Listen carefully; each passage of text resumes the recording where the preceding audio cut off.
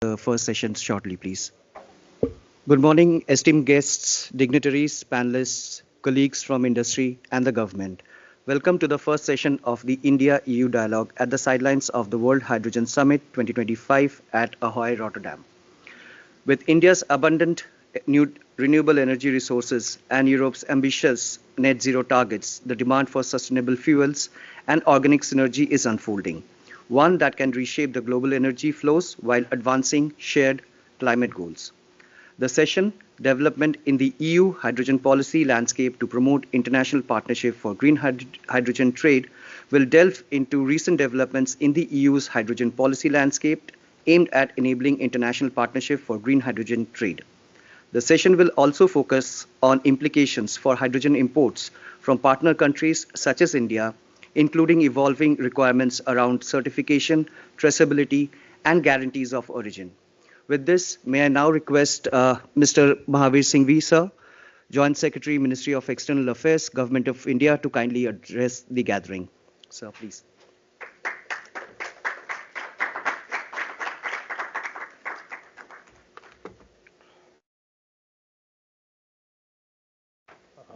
Thank you, Nishaanth. Thank you very much for inviting me here.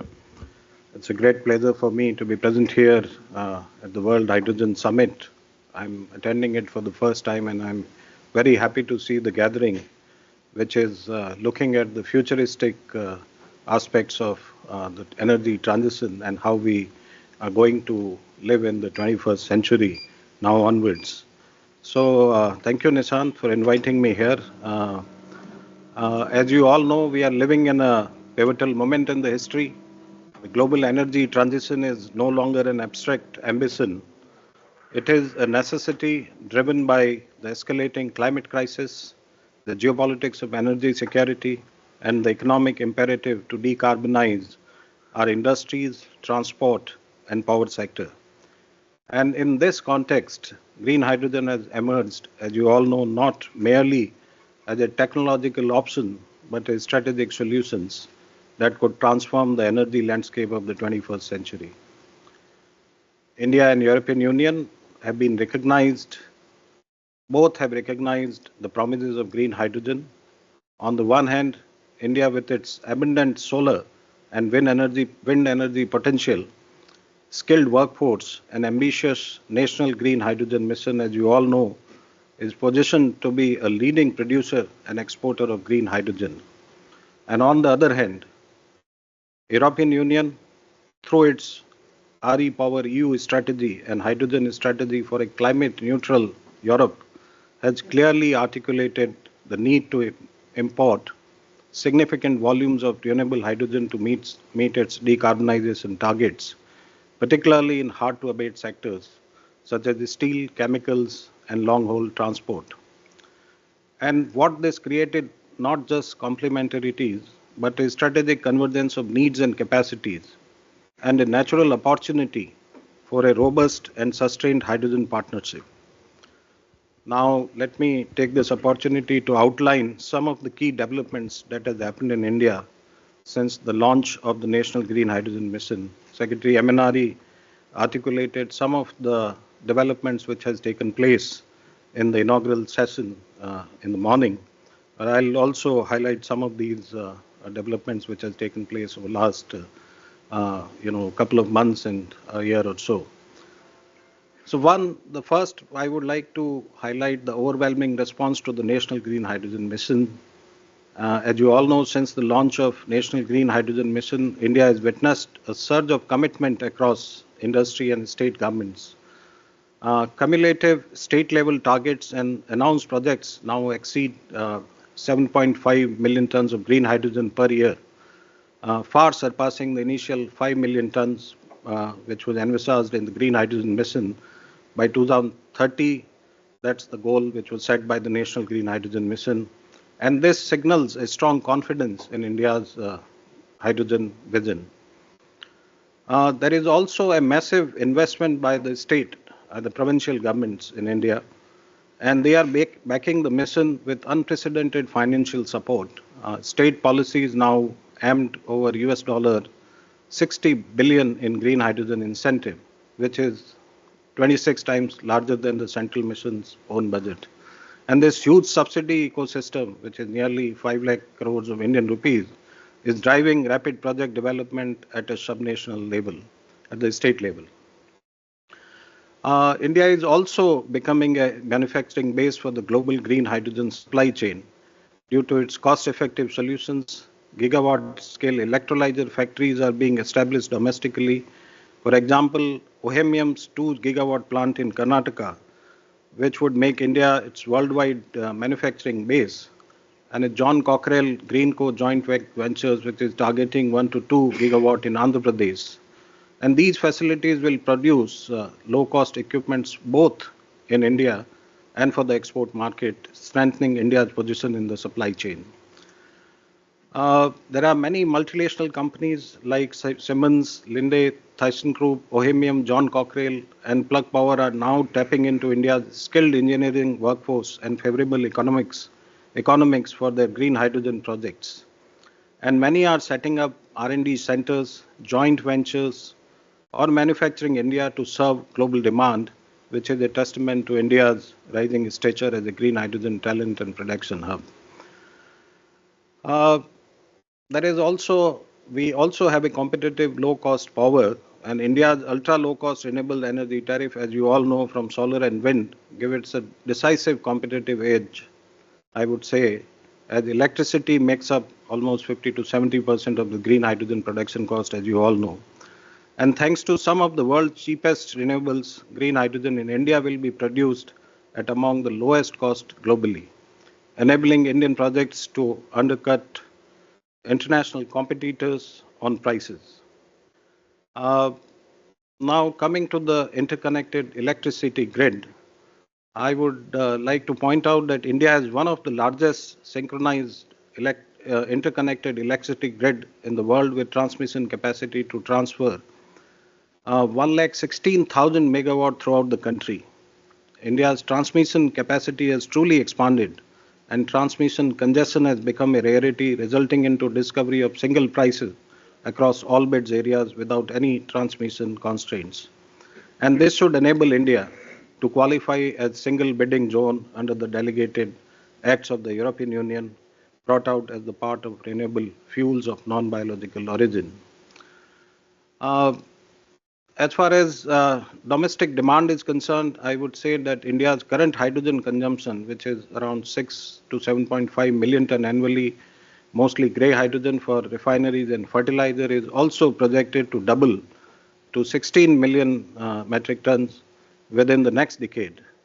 And rapid growth in the new applications, for example, green steel, refineries, fertilizers, heavy transport, means a massive domestic market is emerging, providing a strong foundation to scale up green hydrogen production for both local use and the export. We have also actively forged international alliances to bolster its green hydrogen leadership, to our green hydrogen leadership. We have inked agreements on hydrogen technology and trade with countries like Germany, Denmark, Japan, and so on. Recently, the European Union and India held the second ministerial meeting of the Trade and Technology Council, TTC, in February 2025 in New Delhi. And both India and EU announced joint research cooperation under the Horizon Europe program, focusing on key areas, which also includes waste to renewable hydrogen and joint investment of around 60 million euros. On the world stage, I would say that India is increasingly recognized as a driver of the green hydrogen agenda, demonstrating the ambitions and credibility to lead the world towards a sustainable hydrogen future. Yet, opportunities, no matter how promising they are, do not convert themselves into outcomes unless acted upon with urgency and intent. And to my mind, for India and the EU, the task ahead is very clear. We must build the foundation for a cross-border hydrogen trade architecture that is technologically sound, commercially viable, environmentally sustainable, and geopolitically resilient. And this means moving decisively from declaration of intent to frameworks for implementation, from MOUs to investment on the ground, and from bilateral working groups to integrated value chains spanning continents. Technology cooperation, I think, is another pillar of this partnership. India is developing indigenous electrolyzer capacity, but there is a room for collaboration on next generation technologies, such as the solid oxide electrolyzers, hydrogen storage materials, and fuel cell systems. Joint research and development program funded by both the governments can accelerate this innovation. Academic institutions, research centers, and startups from both sides must be linked and in a network of innovation and experimentation. The technologies developed must not be efficient, but scalable, modular, and suited to diverse geographies and needs. Another important aspect is policy alignment. And I think it is a thread that must run through all of this. Regulatory predictability, consistency in standards, and mutual recognition of certification will be vital for market development. India's Bureau of Indian Standards and the European Committee for Standardization must work together to ensure interoperability and harmonization.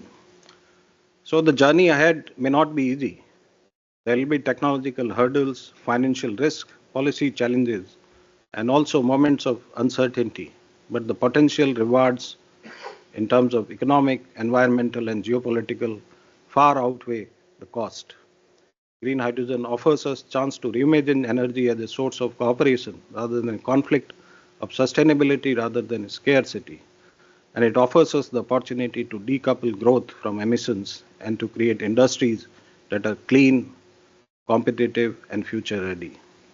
And as we look to the future, let us commit ourselves to this partnership, not just as a matter of mutual benefit, but as a shared responsibility. The India-EU hydrogen partnerships can be the spine of the new energy order, an order that is green, just, and resilient. Let this partnership show the world that climate action is not about sacrifices. It's about leadership, innovation, and global solidarity. I'll stop here and thank you once again for inviting me here. Thank you, Nishaanth.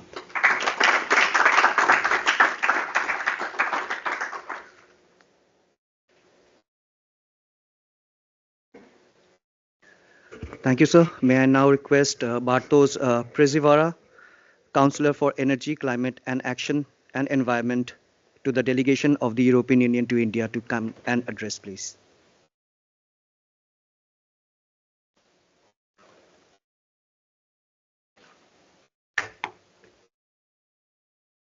So, good morning. You can hear me, no? Yes. Good morning to everybody, Joint Secretary, colleagues, friends, partners.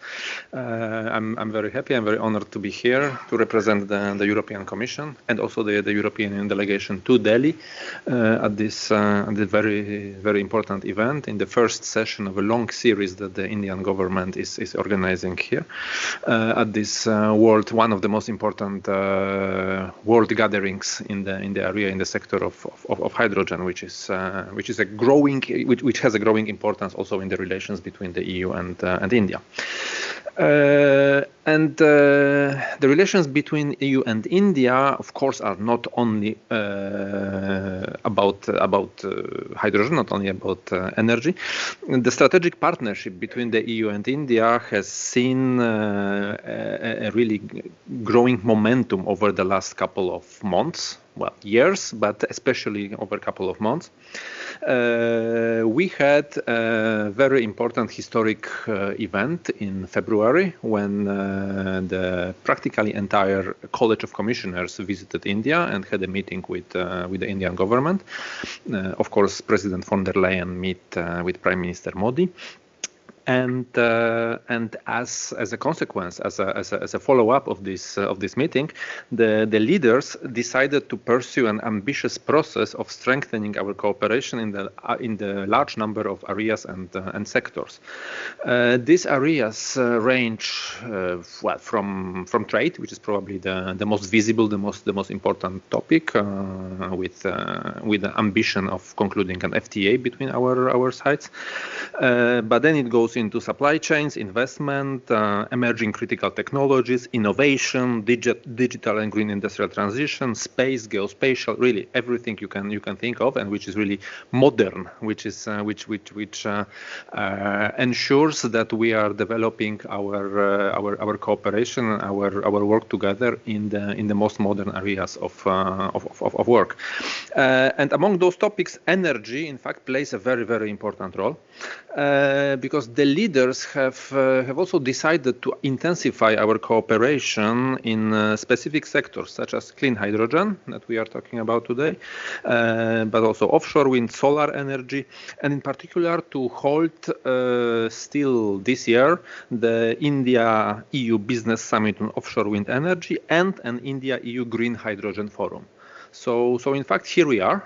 To fulfill on this commitment, on this promise, and we are gathering here the European Union, the government of India, the decision makers, but above all the businesses in the framework of this probably most important world gathering in the area of hydrogen. And of course, we are very happy to discuss the opportunities, options for the future enhanced cooperation in development, production, and exchange of this important carrier of energy, which is hydrogen. Both the EU and India are very well aware of the potential of hydrogen, of green hydrogen, in tackling today's and tomorrow's energy dilemmas and challenges. Today, the European Union is the world leader in green hydrogen, in renewable hydrogen, as we call it. Our hydrogen strategy, which was adopted in 2020, set ambitious objectives both in terms of installed capacity, support to consumption, transport, and the creation of regulatory framework that would create a well-functioning hydrogen market, both domestically in the EU and internationally and globally. In 2022, so 2 years later, two years after this hydrogen strategy, another fundamental policy document, which is Repower EU plan, stated that renewable hydrogen was a crucial element in our strategy to reduce European dependence on Russian fossil fuels. And also, it is central to our ambitious plans to become climate neutral by 2050. So, in fact, hydrogen is a very important component of our energy mix, of our energy policy. To accelerate the development of hydrogen market, the European Commission has set up the European Hydrogen Bank and has already launched 2 auctions. The first one was 2023 for 720 million euros. The second one was towards the end of 2024 with the budget already much higher, 1.2 billion euros. And those actions are expected to support producers of renewable hydrogen. And then under the same umbrella, later on, the European Commission launched also an hydrogen mechanism, which is expected to scale up or to support the hydrogen market as such. So this mechanism will support the development of European hydrogen market by connecting off-takers and suppliers, by informing on hydrogen infrastructure needs, and connecting with the financial institutions to intensify the investment. And the Commission has also, for the first time, included the hydrogen projects in hydrogen and electrolyzers projects in the list of our key infrastructural projects of common interest and project of mutual interest. So both internally and internationally, as a cooperation, infrastructure cooperation between the European Union and our partner countries. So as you see, on many layers, European Union really acknowledges the importance of green hydrogen. But of course, we cannot forget that hydrogen is an internationally traded commodity, and working in close cooperation with our partners will be really important, will be fundamental for making sure that the global market really works. And of course, one of our most important partners is India. Of course, we acknowledge it, and as we all know, India also has a very ambitious strategy to develop its own basis of renewable sources of energy in order to improve its energy independence and diversify sources of energy and reach its own target to become carbon neutral, well, climate neutral by 2070. So to combine all those components together, the government of India has set up 2 years ago a national green hydrogen mission. Joint Secretary was talking about it. It's a very ambitious, it's a very large scale project. I'm not going to talk about it. You will hear about it very, very well during the next sessions. But yeah, okay. We see that both sides are very serious about our respective ambitions. We want to work together, we want to strengthen our cooperation, and in fact we already have a very nice, very good working platform to push to develop this cooperation. Let's say a very good starting point, which is the Clean Energy and Climate Partnership that has been in place since 2016. So it's almost 10 years that we have been working together. And for those 10 years, we have implemented literally hundreds of different actions, activities. Well, okay, I'm not going to go into details, but we have exchanged know-how, good experiences, legislations. We have exchanged the experiences in legislation, helped prepare analytical studies, guidelines. We organized conferences, seminars, and in fact, this event is also one of the outcomes of this work. And in terms of sector, hydrogen has always been a very important element of our cooperation, and it will remain also very important. We are currently working with our partners to finalize the second cycle of this cooperation, of this platform, and to start the third cycle. Well, as you have seen, the two cycles have been finished, have been completed, and there is still appetite for the third one, which is a signal that it has been a success. Yeah? But okay, hydrogen has been important in the first and second cycle, and it will be really prominent. It will be one of the fundamental pillars of the third cycle of our cooperation. So we are really looking forward to strengthen and to intensify our cooperation in this area. But okay, this is not the only initiative that we have agreed to pursue over the months and years to come. In fact, during this visit of the Commission to India, the two leaders, or the two governments, let's say, have discussed and have agreed to establish the task force, the Green Hydrogen Task Force between the EU and India. Which would be a high-level platform to discuss our respective strategy and practical implementation of this cooperation. We are now in the process of establishing the practicalities, how it will look like in terms of practical cooperation, but it will happen soon. So we will have this task force in the weeks, months to come, and then we are really looking forward to see what will be the practical outcome of this cooperation. So you see, we are very active in giving a boost to already well-functioning cooperation, and I'm sure that by the end of this year, when we hopefully will hold another milestone of our cooperation, which will be the India-EU summit, we will have some nice outcomes, some nice deliverables to show. But of course, the cooperation in the area of energy is not only about governments talking to each other, it's predominantly, above all, about businesses to meet, to talk, to negotiate, and find the good, profitable solution for everybody.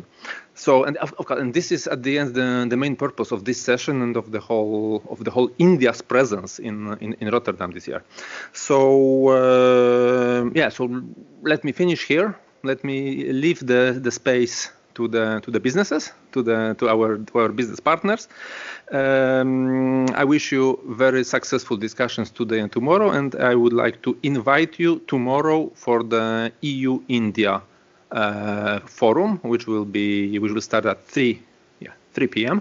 In the same place. Yes, with the representative of the European Commission, with the representative of MNRE, of Indian government, and a lot of business representatives. So we will have a very interesting discussions. And in the evening we will also have a reception, the business networking reception, starting at 5, if I'm not wrong. So yeah, a little bit of promotion. Thank you very much for your attention, and I wish you good discussion. Thank you.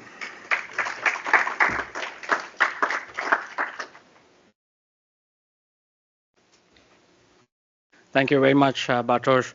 And everybody who's gathered here, welcome. And this is the kickoff for a long series of events we've planned over the next 3 days. And I think, as Joint Secretary and Mr. Bartosz highlighted, for India, EU is a key partner in our hydrogen ambitions. And I'm glad some of the large project developers are here as well to partake in these discussions.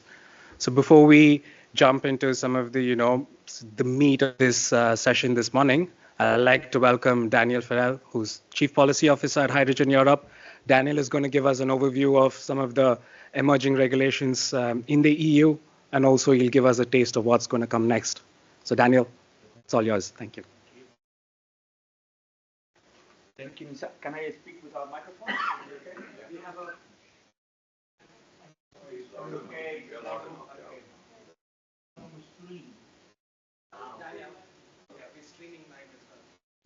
Very good. Then I stay quiet. Stay put here. Okay. Very good. Well, thanks a lot for the invitation. I will try to keep this as short as possible. First of all, I'm Daniel Fraile. I'm representing Hydrogen Europe, which is the association of the European industry. For Europe, we have more than 600 organizations, companies, national associations, regional governments, and very diverse. We represent the whole value chain from technology providers all the way to developers, also the off-taker part of the story. And the title of the presentation is whether we are on the right track. And I think the answer is, well, we are on the right track, but not at the right speed. Yeah. So I think the ambition, it's clear. The political commitment, it's also there. I think the political support, and I think Bartosz has mentioned to that just before, I think from the European Union, it's absolutely there. And you can see it from different statements from our president of the Commission, van der Leyen, and many other leaders of European governments. So the ambition is there. So this is important to reiterate, because in a global context where the ambition in other parts of the globe is disappearing, particularly in the US, I think it's good that we still have a strong commitment to move forward on hydrogen. The number of bottlenecks that we need to solve, yeah, and that's why with all these bottlenecks, we are going much slower than anticipated. So we're going through a reality check, but we will get there. So if we look at how, and this is power to hydrogen, how it has been evolving in the last 4 or 5 years, we've seen a tremendous growth in terms of the new installations coming online. Yeah, that's what you see on the left-hand side with different countries. And here you see the pipeline, either what is operational or what is under construction today. So we have 2.7 gigawatts. You could say it's a lot, you could say it's very little. That's what we've got so far, which is under construction. In Germany is leading with over 1 gigawatt of capacity, following Sweden with a large steel project. It's not only about electrolytic hydrogen. Obviously, we are also working on other forms of hydrogen. We have what we call thermochemical hydrogen. So this is basically either the blues or the CCS, but also methane splitting, pyrolysis. And we have a couple of very large projects here in the Netherlands, which will be online maybe in 2026.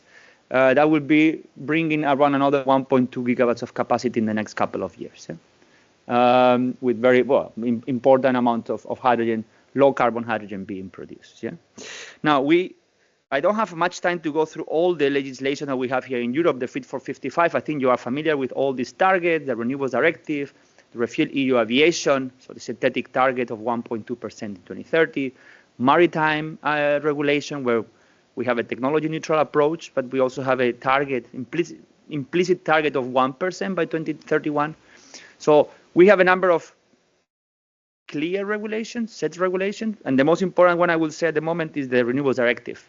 But this is the directive, so it needs to be transposed into national legislation, right? And we are at the midst of that. In fact, member states need to transpose it by tomorrow, and I will tell you about the status of that. But if we look at, and you can do different simulations, calculations. You can see how the demand of hydrogen will be in 2030, the conventional hydrogen demand, which, by the way, in Europe we have 8 million tons of demand for conventional hydrogen, so it's slightly higher than in India. Half of it is for refineries. The other half is divided in ammonia, methanol, and other chemical and other specialty industries. But if we were to apply the RED III industry target, this 42%, we will have a demand of renewable hydrogen, or the RFNBO as we call it here, so electrolytic, renewable, from additional renewables hydrogen. We will have a demand of 1.2 million tons, and then you have demand also through the transport sector. And here on the so you have the specific aviation and maritime legislation, but on the transport, what we have is something interesting. So fuel suppliers by 2030 have to provide 5.5% combined advanced biofuels and RFNBO. And at the moment, they are deciding, the member states, how much of that will be RFNBO as a minimum, or what will be advanced biofuels. So if member states will decide to go for the 5.5% with RFNBO, then we will have a significant amount of demand from the transport sector. So that's the great part, that's the uncertainty. But again, we are talking about what, 2 to 3, 4 million tons by 2030. So this is very far from what we were discussing a couple of years back. Still, I think if we were to get to those levels, I think we will be quite happy that the things are moving, that the industry is actually seeing a demand coming from the offtake side. And it's not only, and if we look at the RED III, so we need to differentiate transport and industry.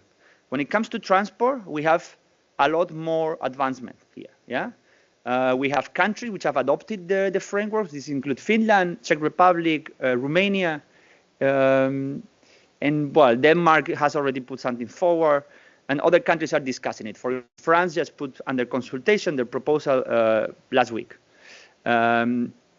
Netherlands has also agreed, but has not published it, but it's also agreed. And what we can see is that, where is this? I don't know if you can see. No, you cannot see it on the screen. So we're basically, maybe just to focus on the sub-target. So you see that Finland went to 4%. So this is good. Romania goes all the way to 5%. So out of this 5.5, 5% will be RFNBO. Denmark didn't even go to the minimum, which is 1%. So they are not on compliance. And we will need to check with the European Commission what they are going to be doing about this when member states start putting proposals which are not fit for purpose. At the moment, they don't seem to be willing to speak up on this. We're still, on the waiting phase. Other countries have been, like in the Netherlands, we're discussing where the minimum target, but also some caps or some restrictions on the use of hydrogen as an intermediary in the refinery, so the refinery route. At the end, they have decided not to put this restriction, which is something positive. So you see, there is movement, but we are clearly late. We are clearly late. We're not going to meet the deadline, and see how member states are going to be presenting this in the next 3-4 months, and how the European Commission is going to also put pressure on them. Now, the target is in 2030, but it's important that we have intermediary targets between now and then, so that already there is a value for the hydrogen produced in 2026, for instance. Yeah. And so different countries have in different intermediary routes. As you can see there, everyone has a bit of a different strategy. Denmark has not put any intermediary target, so the target is all in 2030. This is very negative as well, because you provide no value for the hydrogen produced until 2030. So what do you do with that? The refinery will not be willing to buy this green hydrogen until 2030. And so if you have been invested on an early project, there is no value for your green hydrogen. Nobody is willing to pay that premium. So we need to reverse this type of things. Yeah. So intermediary targets very important, and we are monitoring that. Level of the penalty. This is crucial. I mean, if you have an obligation, what is the penalty for not delivering? So what we are clear that we need to have a level of a penalty which is slightly above the price of producing the hydrogen. And that's the big question. What is the cost of producing that hydrogen? That's what everyone's trying to figure out from the member state level. We have put in a simulation there. If it will cost you around 7 euros LCOH, plus 2-3 euros for the transport and the disposition, might be a little bit on the conservative side. But if you discount what you pay normally for the grey hydrogen today, you will need to have a penalty around 7 euros or so. So that's the level. And you see countries put in different proposals. Czech Republic with a sufficiently high penalty that we know will drive investments. Maybe Poland with a 6 euros might not be sufficient to drive the incentive. And what is also very interesting is that Romania said this is not a payout. So if you don't deliver, you pay this and you are good. No, you've got to deliver it. So you paid, and next year we're coming again after you. So this is important. The type of how these penalties are being introduced is extremely relevant. Denmark, again, a bad example. They say that there will be a penalty, but they haven't defined the level of it. This is not giving any good signal to the industry. We don't know what's going to happen. What if you don't comply with it? Yeah? So we need to. I think we need to work with the European Commission. We need to explain that now that these things are coming in, we should be helpful to have some guidance as well for the governments and to say, well, this is the right way. This is not the right way. This is good practice. This is bad practice. I think as the industry, we will be doing that. But if the Commission will help on doing that exercise, I think it will be more effective overall, yeah, for the implementation of this common European objective. Now, when it comes to industry, the situation looks a lot more less rosy, let's say. Governments have not advanced as much. We have only 2 countries which have adopted a proposal. The Czech Republic has put an obligation on the industry, and this is something optional for governments. They have put an obligation of 10%, but the level of the penalty is 2.9 euros. So if I were a company, I would probably not go for that. But what it means is that I will have to pay a penalty of 2.9 euros for every kilogram of hydrogen I consume. So you are punishing the industry. You're not incentivizing them either to go into the green.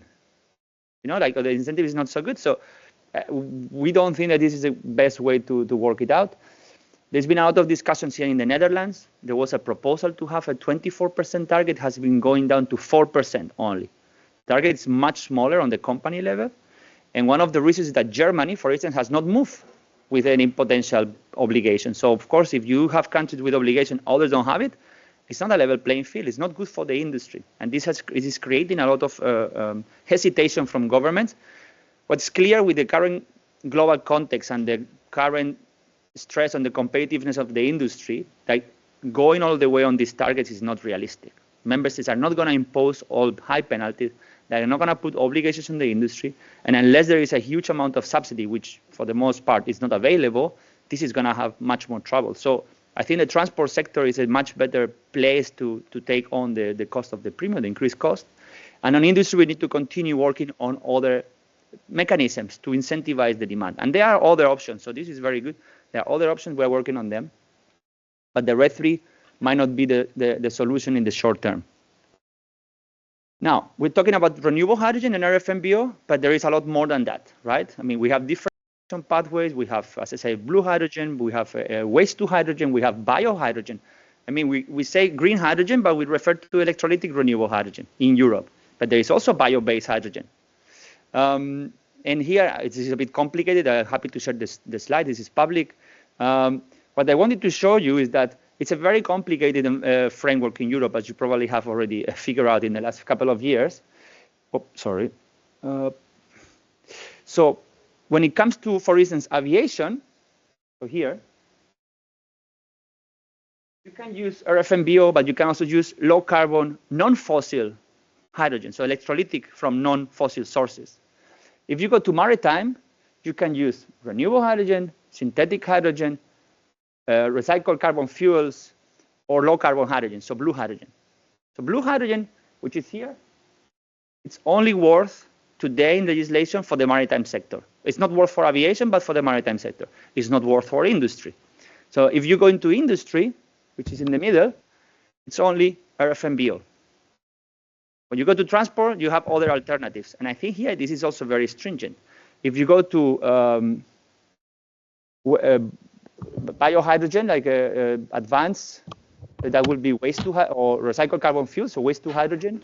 It's only good for transport, but not for industry. You see, we have a very weird system in place. Not very helpful, because many of the technologies which could deliver low carbon competitive hydrogen for industry are not accessible to them. And I think this is something that we need to continue monitoring and potentially changing that. Now, talking about low carbon hydrogen, in Brussels, we are now, or the European Commission is about to adopt the Low Carbon Delegated Act to define this low carbon hydrogen, which will be good for at least maritime target, but nothing else for the moment. Well, it will be good for complying with the ETS at a very high cost for the company, but it's what that will be worth for, maybe for power generation as well. The latest development, because this hasn't come yet to be adopted, they are very late with this process, as well as what they did with the RFMBO. What we have seen is that there are some positive elements when it comes to the electrolytic part. So they are being a little more flexible. There is a possibility to account the emissions of the power grid hourly. That helps you to produce low carbon hydrogen in countries with a higher, let's say, intensity of the power mix. So that's positive. But when it comes to natural gas base or waste to hydrogen, they have increased in the emissions, the average CO2 emissions, because what we see is an increased amount of imports coming from LNG. So logically, the average emissions of our gas in Europe went up. So if you have to use an average emission factor, you have to have a higher one. So it's more difficult to comply. But the problem is that there is no possibility to use a project-specific CO2 value. So even if you will want to, get gas from a better sources and to have a specific project which drives emissions down, you cannot do that. So there is no flexibility on that. Something that, from our perspective, needs to be definitely changed. Because we want to produce low carbon hydrogen. We just want to make sure that the good projects can go ahead. And there will be a few good projects, fine, but let them go ahead. At the moment, the whole system is very convoluted and not letting almost any project to move forward. Okay, but so this is a bit the current situation. As I say, politically, a lot of support. When it comes into the rules, extremely complex. Yeah. So how do we solve this offtake challenge? Well, if we look at, it was mentioned the hydrogen bank. So the results of the first auction, we have them on the left. We have some LCOH ranging from around 6 euros all the way to 13 euros. So that's the cost of producing, in principle. This is the break-even point at which any of these sectors will be able to buy hydrogen, against its fossil comparator. And it doesn't have. You don't need any engineering financial calculations to realize that, you need to bring down the cost and you need to bring up the willingness to pay to make these two meet. Yeah. At the moment, the gap is huge. Obligations, as I said before, might not be the solution. Nobody is willing to put all those obligations in the industry, and all these sectors which are already struggling in the global environment. So we think that the creation of lead markets, that's potentially the next, way forward. We think that lead markets could be developed for fertilizers, for steel, and for refineries. And basically, you need three things. You need a clear carbon footprint labels. You need supply incentives, which I think in Europe we already have them pretty much. And you need demand incentive, which is what we don't really have in Europe today. Yeah. So we need labels, and what we need to do is to move not into let's say, the hydrogen producer or the steel producer, but we need to go to the steel consumer, the ones who are going to be consuming the green steel, and incentivize the demand from their side to have this green steel. That will also trigger investments on the steel production, which will trigger investments on the hydrogen production. At the moment, they have no incentive. If I'm a car manufacturer, I have zero incentive to go for green steel. I cannot account for the CO2 emission reduction that I will have in my car because it's a lighter emissions car. You don't account for that. If you go into public procurement, governments are only making projects compete on cost. Why not also making them compete on the footprint of the steel, of the cement, of any of the material that they will be using? So this is the idea. I don't think it's an idea that will work tomorrow. I think we need to develop this. There is already a lot of work ongoing onto measuring how much emissions you can achieve by bringing green products in the different sectors. So if you use, for instance, on the upper part, you have the steel, and you see automotive, as I mentioned before, you could reduce emissions of a car by 25% by only increasing 1% the cost of the car. So if you go in to buy a car of 40,000 euros, like a high-end car, you will have to pay 40,200 euros more for having green steel car. So I think this is something that the customer can take on, this the premium increase. But we need to work with the automotive industry to make sure that how do we pass on these obligations or incentives into their sector. The same for the construction. For a house, you have some examples there. When it comes to, and by the way, construction and automotive are around 50% of the demand for all the steel. So I think for steel, it's quite clear how we can drive the demand. When it comes to the fertilizer, which is also a very important hydrogen consumer, the supply chain is a lot longer, it's a lot more complex.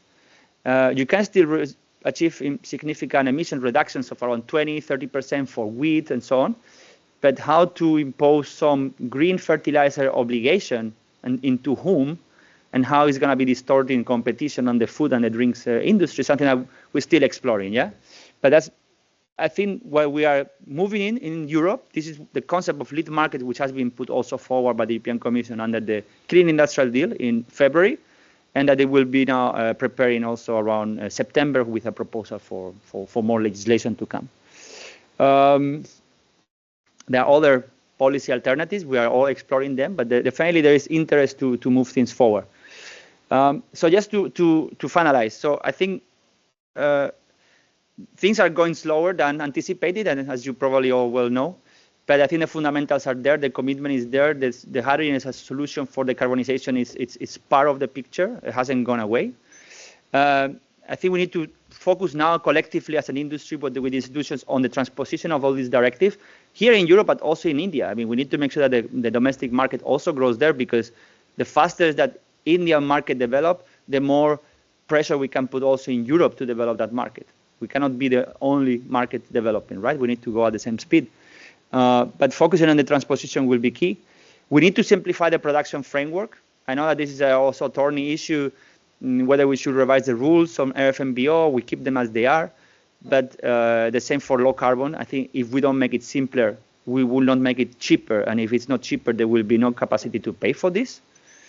And in the meantime, we need to continue working on these lead markets and make everyone involved on the transition, involve the end users, and make sure that this can be done and the competitiveness of the industry can be maintained. And with that, I hope it was not too long, and thank you very much again for the invitation, and happy to stay for the conversation. So my first question is on the maritime. So based on what IMO has released and based on what Fuel EU Maritime says, basically both of them focusing on carbon intensity of fuel rather than the overall emissions coming from the ship. So which is, in my view, good news, that because they are focusing on the fuel intensity or carbon intensity of the fuel. So what do you think is the pathway if you keep both these regulations in mind? I mean, where does green fit in the overall scheme of things? I mean, what will be the sort of transition from grey fuel to green fuel? Is it direct, or is it through biofuels or something else? Well, I guess there are two questions. The first one is European Union is now assessing whether we need to continue with our own, let's say, domestic legislation, considering that the IMO now has a legislation, right? And it will be compatible or overlapping. So maybe we're going to shift away from having our own to then adapt to the global one. I think that will make more sense, but it's been assessed at the moment. Yeah, it's early to say.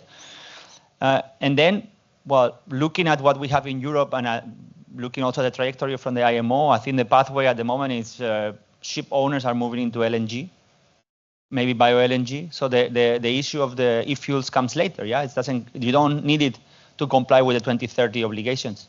But it will come later, and we see a lot of activity, a lot of interest, but from compliance perspective, you don't need it anytime soon. So it's also about this. I mentioned before there is an implicit target in Europe of RFNBO by 2031, and the Commission will act if they see that this demand is not picking up. But clearly the demand will not pick up because from cost perspective, we are not there yet. So I think it's important that we see this coming earlier on. Yeah? We don't wait until 2031 to activate that e-fuels market. Yeah. And what is your view on the volumes that biofuel can generate for shipping demand? I don't have numbers on biofuels. Wonderful. Thanks, Anupam. If I can start welcoming the rest of the panel members, we'll begin with my friend and colleague, Mr. Jonas Moberg, CEO, Green Hydrogen Organization. A round of applause. Then welcome Mr. Vaidya, CEO, Thyssenkrupp, Nucera, India. Mr. Shatanshu, who is Senior Vice President at AM Green, and then Anupam from Sembcorp, and then finally my friend Barry from Renew.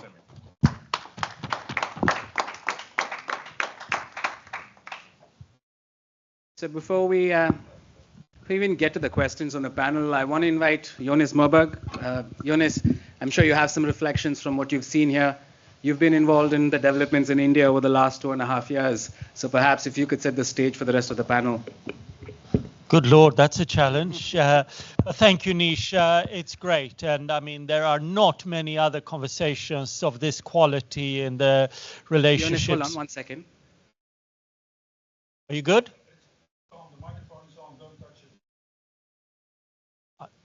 Okay, I'll start again. No, look, it's great to be here, and there are not many, if any, bilateral country programs like the one that Nish and Path and the team at MNRE have put together, and Batosh throughout this summit. So congratulations to everyone involved. Look, I think that Daniel has set the stage very brilliantly in terms of what's happening on this side. We agree with most things of what he says, maybe not quite all when it comes to renewable energy and the export. What we are principally dealing with here today is, of course, the export from India to Europe. I think you're absolutely right. A lot of things are being put in place, but it's not happening fast enough. So what else do we need?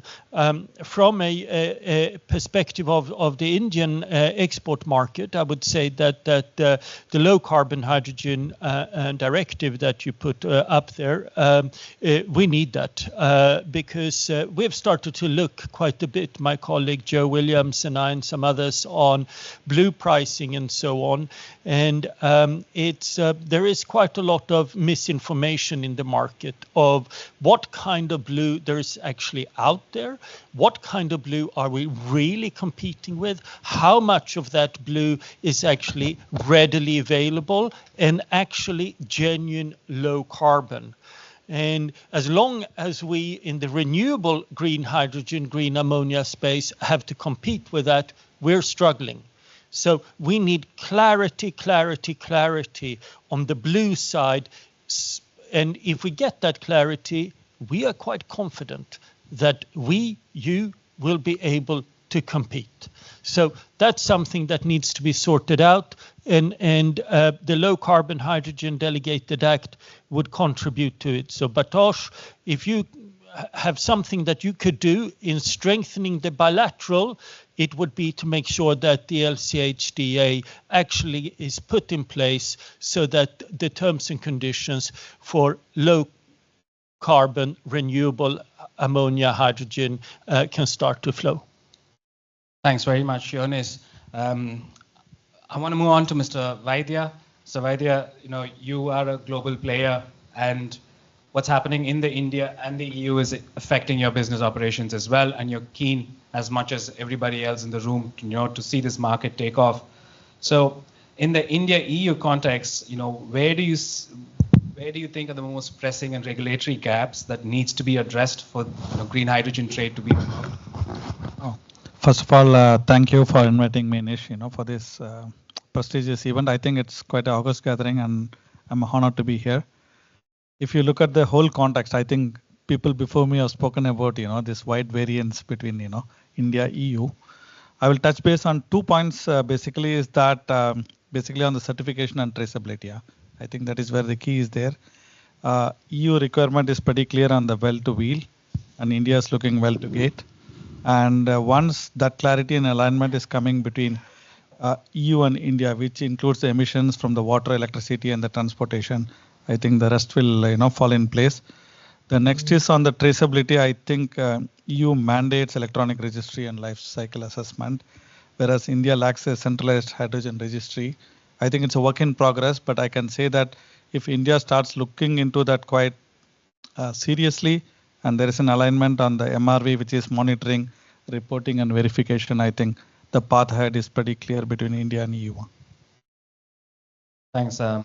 Vaidya. Barry, moving on to you, Barry.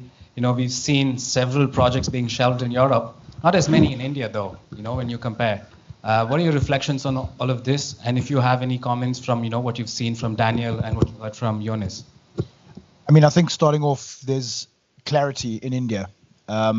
I think it's almost a reverse of what we're seeing in Europe. Instead of 10% of 10 million tons domestic production and then import, it's domestic offtake and export. So it's a very nice sort of puzzle frame between the two markets. And I think certainty, and we've seen that in India from the renewable sector, certainty by the government gives developers like ourselves and some that are up here the certainty to de-risk projects. Without that policy certainty, private capital can't flow and developers can't do their job. So I think that's been very helpful within the Indian market in terms of that policy certainty. And I think the Indian government is doing a really good job on that when you start looking at grids, when you're looking at batteries, when you're looking at hydrogen. I think with a lot of these new technology developments, we've seen this on digitalization, we've seen this on offshore wind, and I think we've seen this in hydrogen. The silver bullet approach, that one molecule, one color type is going to take the entire market. And I think we've gone through that hype cycle, and I think we're seeing realism. I don't want to use the word pragmatism because I think pragmatism is a bit of a cloaked word to allow fossil fuel industry to continue to operate there. So I think that's what we're seeing. I think the reality setting in. I would echo Jonas's comments that, if we're doing this because it's cheap, stick with fossil fuels. I think we need to go back to the remit of why we trying to unlock this industry. It's decarbonization, it's energy security. Renewables can provide that to industry, to governments, to regions. And I think that sort of maturing of the understanding of the market is required. I like how you said we should revisit why we are doing this, because that is the key, right? But also on the other hand, market forces are not able to kick in because we are not able to meet economic criteria. But of course, this is an exception. We are doing this for climate, and I think India has done well. And you've highlighted that certainty within the policymakers in India, and what Daniel referred to as the most likely outcome by 2030 for the EU. Is as much as announced projects in India already, right? And talking about announced projects in India, let me move on to my friend Shatanshu. You guys have emerged as the leaders in this race now within the projects in India. What are the challenges you're facing? Because what I heard from you is not what I hear from the other companies, and it's only because you're in a more advanced stage. And if you could give some sort of opening remarks, but also highlight some of those issues that you're facing, that really needs to be addressed right now for trade to be unlocked. Hi, thanks, Nishaanth. I think yes, in Indian context, we started early, and we have a plan which we are now building. So to that extent, I think we are in the most urgency for this trade to start. I think there are 2-3 aspects to it. One is from a regulatory standpoint. I think in all this discussion, we perhaps missed the point that we should actually congratulate EU to having put a regulatory framework out, and which actually leads to all these conversations. In absence of that, I don't think there was any conversation with respect to green hydrogen or ammonia. So I think it was a good start. Of course, as they said, devil lies in detail. It needs to be detailed out. It needs to be transpositioned in respective countries, which will give greater clarity to the buyers and the producers of where that first ton of ammonia will eventually get consumed. But we'll reach there. I think as I see it, the problem is short term. There's a lot of moving parts to this conversation in terms of what are the alternate supplies, low carbon, hydrogen, what is the price of blue ammonia, what's the price of green ammonia eventually, will the technology play out, etc., etc. I think given the fact that we are a little ahead in this, we just started early, but whatever. We strongly believe, I think that the price points which India is putting out for green hydrogen or green ammonia is extremely competitive. It gives a viable option to European consumers to replace grey hydrogen very competitively. I wouldn't get into the conversation of it being cheap or not. I think I sort of agree to Barry's point. We need to be clear as to what our drivers are to be doing this. It's only cost or energy security, etc., etc. I think if you were to put all of that together, there's a definitely extremely competitive and viable proposition being put out of India. India perhaps wasn't the location of choice to start with when people started looking out at green ammonia, but India has some many unique advantages which allows us to produce ammonia extremely competitively. I think if I were to just quickly summarize, one is our renewable resources, two, the transmission grid that we have. That's a significant advantage that India has. I mean, we can move gigawatts of energy across country without breaking any grids. We are there. And third, most importantly, we have a very large, dynamic, growing energy markets, which provides alternate option to someone who is not able to produce ammonia and still have to use power. So from AM Green's perspective, we're having a lot of conversations on offtake at various levels of maturity. I think we have achieved the FID for the first million ton. We now need to close few agreements. We are hopeful of closing them in next month or two. But some bit of more clarity on the regulations, particularly in light of now this clean hydrogen, which with the European Union seems to be going, would be important. Shatanshu, that last mile, you're saying you're about to close some, right? What are those impediments in closing that? And if there's, I don't want you to reveal anything that's very close to your company, but what is some of those elements that, Renew and Sembcorp and all of them are going to face in this regard? I think fundamentally the transposition of RED and the larger EU Act into member states' respective regulations and some of these emerging points about low carbon. I mean, this will now start a new round of discussions. But yeah, I think these two are something which needs to be cleaned up. One silver lining has been the IMO paper. I think that was a shot in the arm. It actually said, and we have been talking to multiple shippers, I think green ammonia seems to be a fuel of choice. So that was a good development. So yeah, I think put together, it's looking good. Very good. And I also like how you highlighted back that EU has set that, it's given a foresight that there will be a market, right? Nobody else is given that confidence, but unfortunately EU has made it a little bit too complicated. So we are always raising complaints and concerns. But to begin with, if you zoom out, EU has given you that confidence that there will be a market.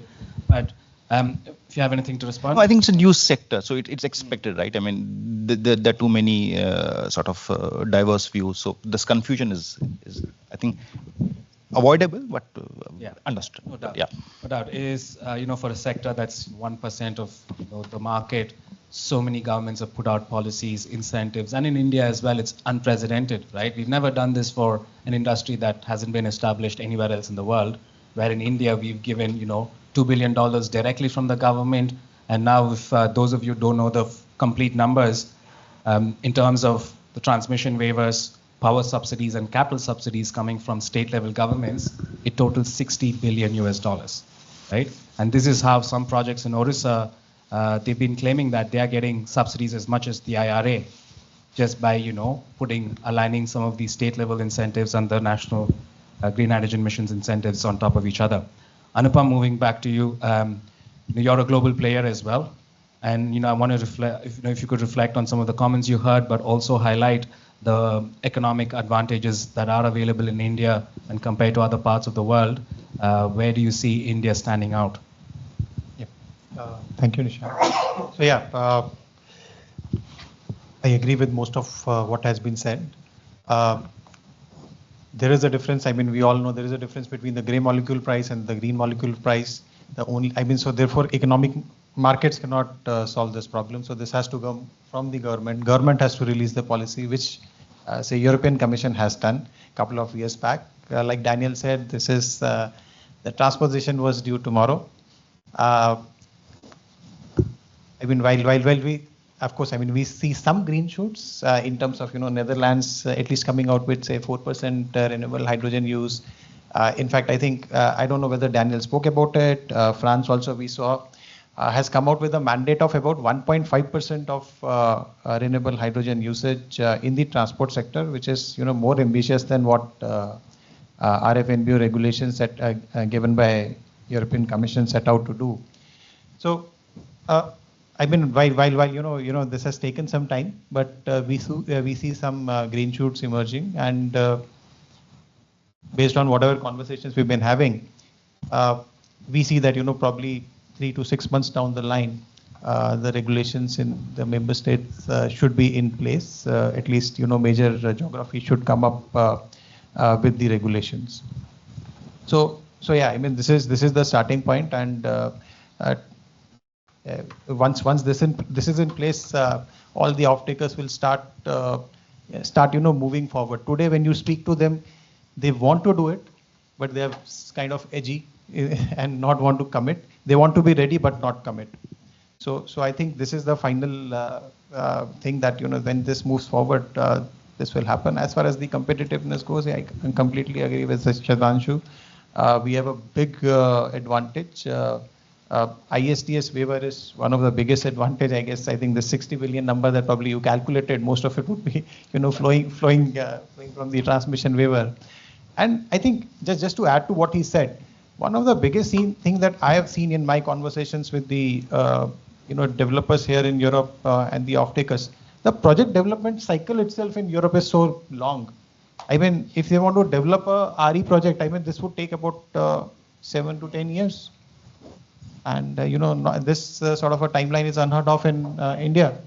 So if this has to happen, I mean, India is geared towards delivering. Thanks very much, Anupam. And also, if you could, I know this is an India-EU discussion, but you've been involved in conversations in the Far East, right? They've been slow to pick up, right? What are your comments on that? Yes, I mean, they've been slow, but they've moved forward. Japan CFD, they have moved forward. Korea CHPS second round, that is in place. Of course, it does not incentivize green as much as they should because of some cap that they put on the price of electricity. So if you don't meet that price cap of electricity, actually don't qualify. So therefore, I mean that is one of the biggest barrier to be in that market. Daniel, moving back to you, you've heard the Indian perspectives here. Especially if you could reflect on Anupam's comments, the project life cycles in India are much shorter, right? And the pricing again is more cost effective. How do you think EU should reposition itself? Yeah, well, I think one of the reasons why project cycle is longer is the grid connection when it comes to production project, electrolytic, but also let's say a steel plant. If you go into a steel plant and you want to put a DRI, great, but you also have to put electric furnace. You need to connect to the grid, and you don't have grid connection. It's taking forever. This is an important point, the infrastructure. Yeah. Now, and I'm gonna go back to the other point about the blue and also the infrastructure for hydrogen. If we want to have more competitive hydrogen for the customer, you need an infrastructure. For an infrastructure, you need volumes. Yeah, and volumes you will have it from green hydrogen produced in Europe, from imported one. Now, we're talking about what are we doing this for? This is for reducing emissions. And it's very important that the framework is tight so that when we do low carbon hydrogen, because it can be electrolytic hydrogen from non-renewable, it can be blue, it can be whatever, it needs to reduce emissions by 70%. So the footprint has to be 3.4 kilograms and not more. So it's the same as RFMBO from emissions perspective. And we account for upstream emissions of CO2 and methane. So everything is tight. So I don't understand this point that we are not doing it for the climate or for why we're doing this. So that's one point. We need volume of hydrogen, and there is a lot of interest also from off-taker, either for the production of power or for heating replacement, to move from natural gas to something else, which is probably hydrogen or electrification. But if you go to industrial areas, there is no connection to the grid. You are still a glass producer. You want to change. Okay, electrify. Well, you have to wait 10 years. Okay, what is my option? Can I do it with hydrogen? Maybe not the most efficient. I will do it. No, but hydrogen, it's expensive. Blue hydrogen, no, there is no infrastructure. So we are going in circles. So I think we need to be a lot more pragmatic. And it's not about letting the fossil fuel or anything. It's about getting the volumes down and getting a scale for the infrastructure for Europe and for the imports. If we are hesitating all the time, the volumes are not there. The TSO will not invest in the infrastructure.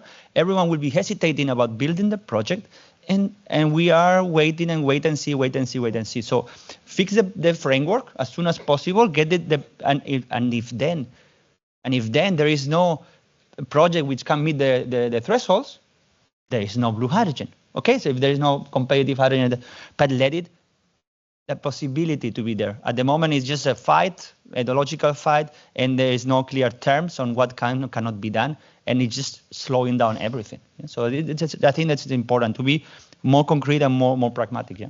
Daniel, if you could also reflect more on the penalties that were put in by some of these countries, and I feel that is a good way, to incentivize the right or the more sustainable, source, right? So if you could expand more, and do you think other countries will also need to follow suit, and would these penalties work? Well, as an association, we've been asking for these penalties to be imposed into industry. Well, it's a very difficult discussion because some of our members are all the off-takers themselves. And we say, well, we would like to have the penalties so long as the conditions for meeting the targets are there. And one of the conditions is to have money to support, because the cost gap, as I show, is quite high. Other one is to have the infrastructure. Other one is to have flexibility from a book and claim perspective. But the Commission doesn't allow book and claim. It's like, why not? And it's all very stringent from the beginning. Yeah? So those conditions are not there. So do we still put the quota into the industry? It doesn't work.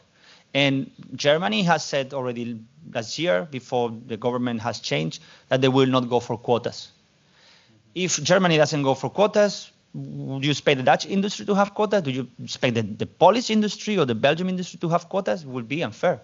So I don't think this quota system, although we would like to see it, because that's the only way that it sends a strong signal, it's going to work.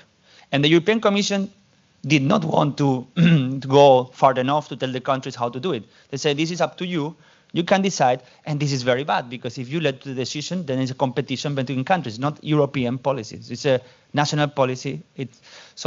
I would personally like to see them, because we know that these drive investments, but it's very complicated. Jonas, let's move on to you now. I'm sure if you want to reflect on some of the elements Daniel spoke about, but I also want you to comment on the quotas and the penalties, right? And what do you think is the best way forward? And also, Daniel brought about infrastructure investments, and that was my last theme. We're clearly way behind. We need billions, in fact, at least trillions, to build up that infrastructure to enable this hydrogen market. So, Jonas, over to you.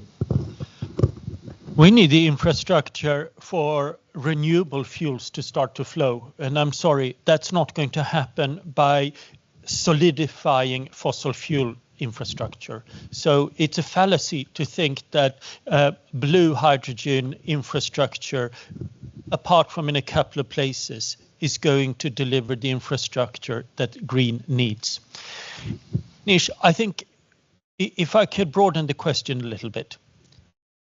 The Americans have essentially buggered off to sort of voluntary, on their own confinement. Chinese, we don't quite know what they're doing, apart from that they're very ambitious and very active. We have here in front of us an axis between India and Europe that is incredibly important and powerful. This dialogue on green hydrogen is not something small. It shouldn't be Batosh. He should have 20 people with razor-sharp military precision, half of them in Delhi, half of them in Brussels. There should be a team on the MNRE and across the Indian government. This is so important, and we should, with an incredible focus and precision, go through all of these areas to make sure that we now make this trade happen. What is it happening on the penalties? When it comes to infrastructure, there's so much else happening in Europe. I'm not quite sure we need more policy in that space. We need to follow it up. Where I agree with Daniel is we need to hold the member states to account truly on the mandates. There are so many agendas within this bilateral dialogue that can together become a genuine shoot of global leadership in terms of getting our industry moving. Well, India has a policy stance, right? We don't like to tell others what to do or get involved in anyone else's affairs, but clearly we need to for this sake, right? Because if these EU member states don't step up, the world is standing to lose. It's not just India and the industry here. But Mr. Vaidya, moving back to you, I know you've written quite a lot, for this panel. You've gone through all the 4 or 5 questions I'd given you. But if you could touch upon financing, right? And as Nucera, you've been fortunate enough, but you're not able to utilize whatever capacities you have, and there is demand within the Indian industry for you to set up manufacturing in India, right? How are you addressing all of these challenges, and where do you see yourself in the next 3 to 5 years? Okay. Multiple questions. So let me start with the first question. But before we go into that, okay, about Nucera's competencies and about the financing challenges, I'll echo what he said. Okay. I reflect back on the recent, FTA signed between India and UK, and there's a personal story also I can tell that my daughter worked on that with Ministry of Commerce, and it took 2 years of dedicated efforts between India and UK. Picked up the speeds in the last few months once the government changed. But that's the effort needed. I mean, it doesn't come pretty, few meetings here and there. My suggestion is that India and US should have as a part of FTA a green trade, working group, like he mentioned, which addresses all the challenges. Now, until that, alignment is coming in there, developers will have the same questions across the table, every month and again. So that clarity has to come there. And then coming back to that, how Nucera is helping on that is because of the electrolysis. We have these 50 years, everyone knows about Thyssenkrupp Nucera. And the recent, things that we have signed, with Moberg and others also, they face the challenges, but we came and helped with the solutions there. And there, with our expertise, we can, offer to the customers, developers, with Sembcorp and M Green, that solutions. There, that will be, a big advantage, in that. And why it is important is that we talked of RED 3 and different technologies. I think EU has to make a clarity on that. Electrolysis is the way to move forward, not to look at fossil fuels. And once that clarity is coming in there, the rest follows. Right? Yeah. Thanks, Mr. Vaidya. So I know this was scheduled until 12:30, but we do have another half an hour until 1. So if anybody in the audience would like to engage with the panel, just lift your hands. My colleague Satmeet will give you a microphone. So, if I could have more closing remarks from, the rest of the panel members until then, perhaps would start with Shatanshu and Anupam. If you all could tell me, what should we be looking out for in the next, 6 months and the next 1 year? What are those levers that have to be, unlocked? Fundamental to this would be transposition of EU directives in the member states, and that's going to be fundamental. That will give the most amount of clarity to the buyers, the prospective buyers, of what quantum, what quality of ammonia they want, and that's going to be a starting point. We have supplies available. I think it's now for the consumers to step up and contract capacities. I think I'll just add one point to what Shatanshu said. Transposition with consequences. So basically, I mean, with penalties inbuilt, which makes sense. I think Daniel laid out some break-even points, etc., and what are the sort of penalty calculations. So if you get to those penalty levels, then I'm very confident and sure that the transition to green can happen. Daniel, to you.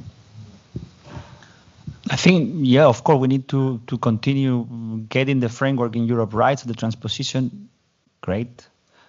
I see a lot of interest also as well today to have domestic hydrogen production. Yeah.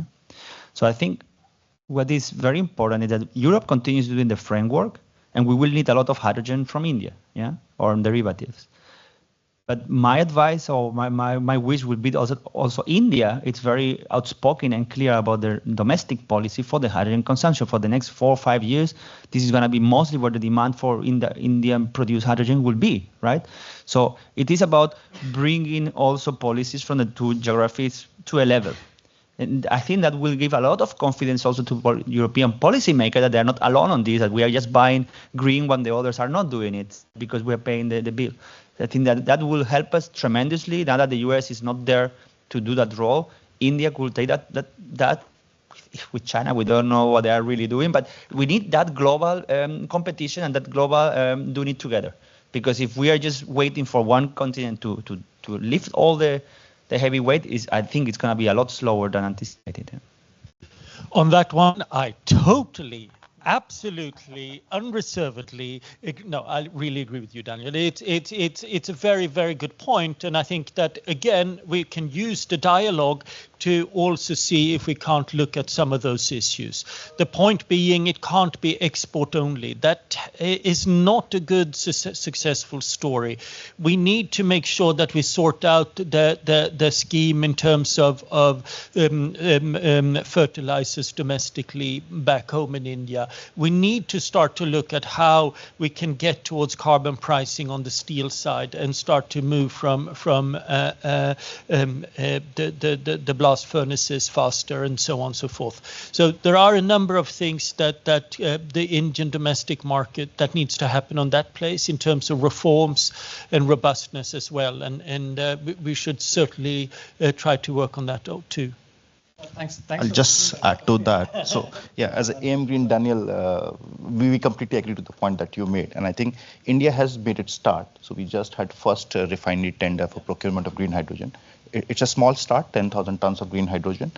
But yes, I completely agree with the point that you're making. India would have to play a dual role, not just exporting, but creating a domestic market. And we're moving there. So the refineries have now started. Fertilizer hopefully would get closed in next month or two. So we are starting there. We have some key stakeholders within that ecosystem here. They're just downstairs, but they will all be here with us in the next two roundtables.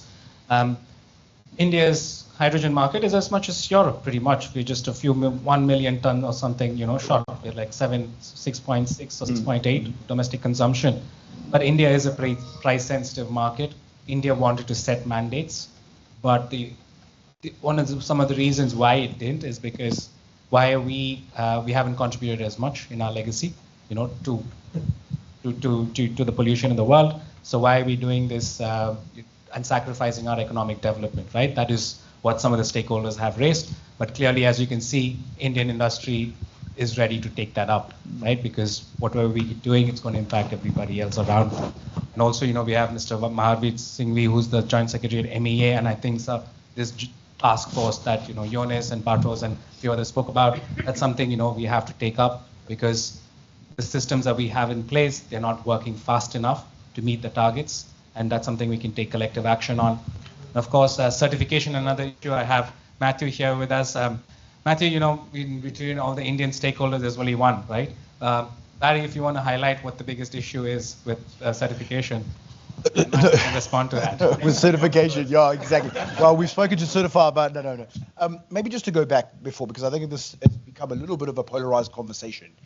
There are green projects around the world that are also a problem for the hydrogen economy. There are projects that are going to cost thousands of dollars per ton of ammonia, or multiple double digits per kilogram of hydrogen. So I think we also need to look back and say, I think it's very simple for the Indian developers to have a very clear perspective, because India has got an advantage on the green. So it's not all green is good, India green is good. And I'd love to have some further conversations with you later. I think what's required is partnership, because I think we're talking about European Union, you need to do this with your policy, you need to put penalties, but there's a question of competitiveness. Right? Europe is looking between two major markets, one to the west, one to the east.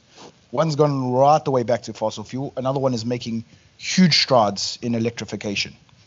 So Europe is looking at this from a competitive perspective. So policies are one sort of toolbox. I think there's a huge opportunity for India to play a supporting role to Europe as well. Low-cost manufacturing of electrolyzers. We've just set up 6 gigawatts of solar module manufacturing to try diversify the sourcing of solar modules. How are we as an industry reducing the price of the molecule? Because I think that's really the discussion right now is a bit of a competition between colors, but actually what we need to do is industrialize the molecules and get the price down. And I think India has got a huge role to play and a big opportunity to support the European market on getting the cost of decarbonization down. So I think we shouldn't forget that element. Certification, I mean, this is, we sort of look over the last couple of months, there's been some challenges in certification on some of those other pathways for fuels and molecules. This is a difficult element. I mean, you want your cake to have it and eat it, but I think there's been a huge effort in the European commissioners to set up frameworks such as Certify. But it's a process of maturing, understanding what is required. These things do take time. So I don't think it's a roadblock. I think there's a lot of support out there, but it's about how we mature ourselves in an industry. How do we continuously bring the cost down? How do we de-risk projects? And ultimately, how do we get the cost of decarbonization down? So, yeah. Matthew, you've been, given a lot of burden, right? The commission is given the onus to you to interpret, and then the developers are like, we need clarity. We can't do this project to project. Yeah, thank you. Happy to put myself on the spot on this kind of question. So, if you just allow me to echo some of what was said before, talking about the incentives and the mandates in the EU, giving some reasons to be hopeful. The EU has a quite well-documented history of constraining demand by quota or likewise systems specifically in the biofuel industry. I don't mean by any means that this is perfect, but if you look at the past 15 years, member states, they have tended to implement their own system that was different from France to Germany to the Netherlands to Belgium, with I would say quite a success. At the moment, those targets on biofuels, they are well used. The incentives, they are working well, and economic operators, they are moving forward. So, of course, we can complain about things taking too much time. I think is fair. But at the very least, there are reasons to be hopeful because the EU has shown that they have the ability of implementing those systems. Of course, it means that we will need to deal with projects. Specifically, they will need to deal with the complexity of some harmonized rules. I always said that me as a certification scheme, if I could have one certification scheme for the worldwide market, my life would be fantastic. But for better or worse, this is not the case. To the question about implementation, the work that we are doing with the European Commission, happy also to bring this forward during the panel later today. But I think that after a significant period of time where as a scheme, we felt not super confident about the time to decision on those kind of issues, I'm sure that someone is going to ask me about Indian bidding zones in an hour or so. I'm just going to spoil you the answer. I don't know yet, but happy to discuss. But on those kind of questions, I think that we have seen the willingness from the European Commission and the GNR to move forward.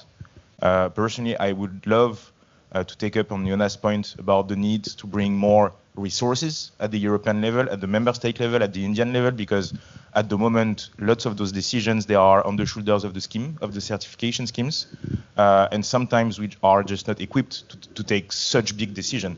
Imagine I would wake up in the morning, decide that India is 5 bidding zones or 16 bidding zones. I'm like me on my own. I'm not taking the responsibility of making or breaking a market like this. So we need more support from policy on this front. And I definitely echo what Jonas has said. I think that the opportunity here between the India and EU is huge. And I would welcome us collectively spending the right resources to make sure that this is going to fly. If you allow me just a quick plug on what you said, Barry. Actually, we have a webinar on pre-certification in June. So if anyone wants to know a little bit more how we can prepare for this, please feel free to register or come to me. Thanks, Matthew. But also reflecting on something Barry brought about a little bit earlier, Mr. Vaidya, that's up your alley. How India can actually support, the availability of skilling, the cost competitiveness in manufacturing and production, and you've already been supporting global projects. So we can reflect further on that and how India can, it's for you, if you can reflect on how how India has these advantages not just in the projects but also in the larger ecosystem. I mean, just to reflect, Nucera, everyone knows, but Nucera India started in October 2023. But we started with 28 people. This is coming from 50 years of UDE experience on a chlor-alkali industry, of course with hydrogen. And now we are close to 100. And then I can always tell that with confidence that, we have the engineering expertise in Nucera, to do that projects. And globally now, our people are involved in erection commissioning in NEOM as well as in Stegra projects. So the knowledge is there with Nucera. Plus what we have done in both the projects is, I was telling to sir just now, is that the components are, sourced locally for that. Why? Because I keep saying in all the conferences that if India wants to mature, the supply chain is critical, which is being local, manufactured, and also being, vetted for the international standards. What we have done in the last 1.5 years is to make sure that we have the local component suppliers who are qualified here by Nucera, and then who can supply to both NEOM as well as to Stegrava. And that's a key component, I think, which will drive the India competitiveness in the future. Lovely. I think to highlight further, even Linde is having a lot of India-based personnel working on their global projects, and that's another element that India can support the global decarbonization. We've sat here for too long. Unless anybody in the audience has any questions for the panel, I think we'll call this a yes. After you. Thank you very much for the very interesting discussion. Just a quick question. Can you introduce yourself and your organization? Yeah, I am Mohammed Ahmoud. I'm an expert at the Ministry of Energy and Petroleum in Mauritania, working with the Green Hydrogen and Energy Transition Unit. So I was wondering, what is the stage of the development of these projects? I mean, the technical side. I mean, did they reach the FID level yet? I mean, that's basically my question. And how will they given the market? I mean, how would they compare with other regions, like the MENA regions, with low levelized cost of molecules and electricity? Thank you. Shatanshu, if you want to kick off, and then Anupam and Barry. Yeah. So in our case, we are doing 1 million ton green ammonia plant in Kakinada, south of India. We have achieved FID. We have already awarded the major contracts, including electrolyzers, refurbishment of the ammonia loop, ammonia storage tank, EPCM contract. So, I mean, the kind of partners we are associated with are Casale for ammonia loop, Technip, Toyo, etc. So we are starting with the construction now. On-site work has started. Yeah, in terms of the cost structure, I think the one biggest element of cost is power. So power, we have done relatively unique thing, as we like to call it. We, unlike some of the other developers globally, we have taken an asset-light strategy wherein we are only investing into the green ammonia project. The RE capacity has been translated into a power purchase agreement with one of the largest utility in India, NTPC Limited. So it's a 1300 megawatt power contract. They are developing the solar and wind capacity. And as far as I know, or we know, it would perhaps be one of the most competitive round-the-clock renewable energy supply contract globally, and perhaps one of the largest also. So NTPC is investing close to $3 billion in the renewable capacity to feed the plant. So that's where we are. So to answer your question, FID achieved, major contracts awarded, power in place. So we have everything ready. Optics have to become Optics would happen, and that's fine. I think we'll start the plant any which way. We are very confident of the market to eventually happen. It's a matter of time. Yeah. So we at Sembcorp are developing project in the southern part of the country. We have acquired the land. The project is in the feed stage right now. First phase, we are planning to do about 200 KTPA. The site can take 500 KTPA. And I think apart from that, of course, I mean, power and all, etc. We have this injection connectivity secured, roll connectivity secured. Apart from that, I think one more interesting thing that we are doing at Sembcorp is we are developing a hydrogen-ready turbine. This is 600 megawatts, so it can take about 30% hydrogen by volume, and this is set to be commissioned next year, end of next year. Barry? Yeah, we've got a portfolio of projects across India. Our most advanced ammonia project is on the east coast in the vicinity of Paradip Port in Odisha state. We've also then got a couple green methanol projects. The ammonia project is in feed. We're keeping an eye very closely on how the market is progressing. So the jury's still out who the final technology licenses and partners are going to be for that project. And so once we get more clarity, we choose partners and look to complete the feed, within the next sort of 6 months. We are taking a very different strategy than say Green. We're doing the full electron production and molecule production as part of a single project. So from generating the green electron to getting the molecules onto the vessel.